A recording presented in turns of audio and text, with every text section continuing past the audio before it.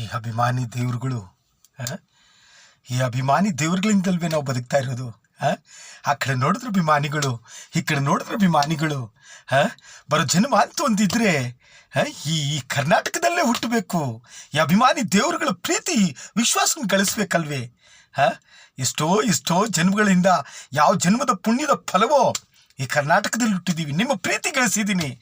ನಮ್ಮಪ್ಪ ಹಾಗೆ ಹೇಳ್ತಾ ಇದ್ರು, ನೀನು ದೊಡ್ಡ ರಾಜ್ಕುಮಾರ ಅಂಥೇಳಿ. ಇವತ್ತಿನ ದಿನ ನೀವು ಕೊಟ್ಟ ಬಿರುದಿದು. ಅಭಿಮಾನಿಗಳಿಗೆ ನನ್ನ ಕಂಡ್ರೆ ಎಷ್ಟು ಇಷ್ಟನೋ ಹಾಗೆ ನನಗೂ ಅಭಿಮಾನಿ ಕಂಡ್ರೆ ಇಷ್ಟ ಆಗಬಾರ್ದೆ.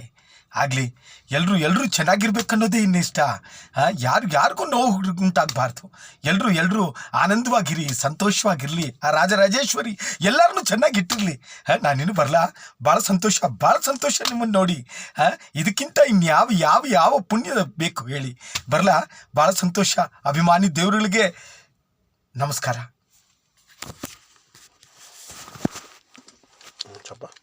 ಫಸ್ಟ್ ಅಭಿಮಾನಿ ಅವ್ರ ಕಿಟ್ಟಂದೇ ಹೇಳ್ತಾರೆ. எடுத்து போதும்.